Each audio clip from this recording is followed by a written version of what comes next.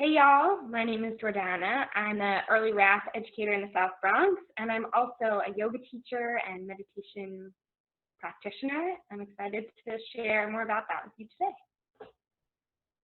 Hey everyone, I'm John, early RAPP educator in Brooklyn, former meditator, former meditation instructor, fell off my flow. So taking advantage of having our mindfulness educator in the group, we're going to be asking Jordana some questions that y'all might have about this. So Jordana, what is mindfulness?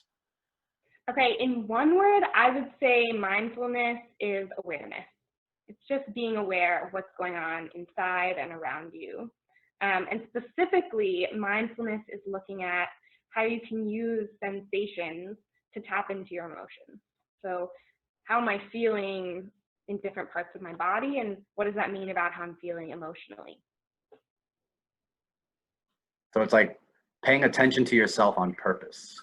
Yes, paying attention to yourself on purpose, like really thinking about what's going on. I'm standing here. What am I feeling? What am I not feeling? I guess I normally pay attention to myself like when I'm upset about something. That's Yeah. the only time to do Yeah. it. Most of us only pay attention when we're having like an extreme reaction, when we're super happy, when we're super mad, when we're super sad. But actually there's things going on all the time. And the idea behind mindfulness is that you get into this practice of always paying attention so that you have a sense like, oh, I'm starting to feel like this feeling in my stomach. What does that mean? Maybe I'm going to be a little bit sad later, and you can prepare for that. What does it look like? What does mindfulness look like? Oh, such a good question. Oh my God.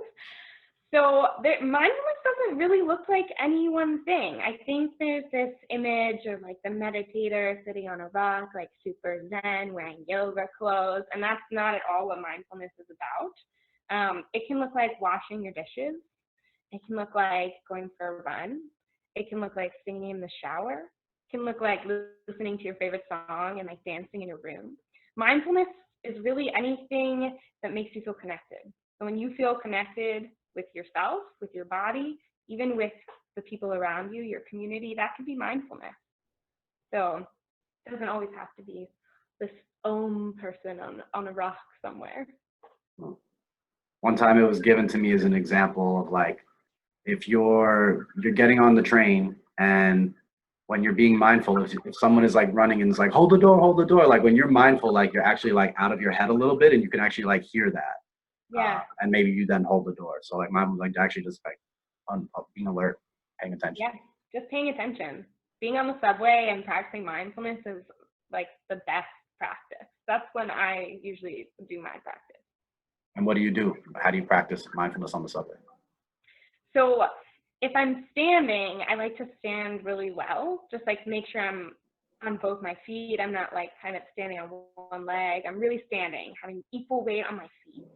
And then sometimes I'll even like close my eyes, or if I don't want to close my eyes, just kind of like try not to use my vision so much and listen to see what's going on around me.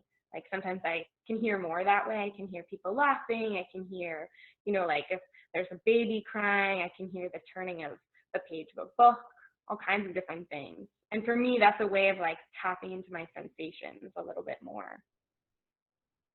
So you might see me on the subway and it doesn't really look like anything's happening, but I am being mindful.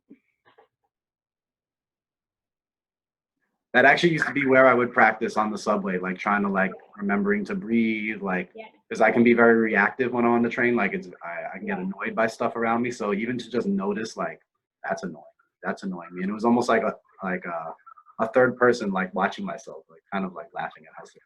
Yeah, totally. And when I get really into it, sometimes like the sounds become equal. So the sound of a baby crying, which might be really annoying to me at the end of the day, it's not so annoying because I can hear the turning of the pages of a book just the same, actually. So it's kind of cool, a little way to trick yourself into feeling more calm. So that's like one of the good side effects of it, like this, like becoming easy. Yeah, things that are stressful normally and happen all the time, they don't feel as stressful to me when I'm really doing my practice every day.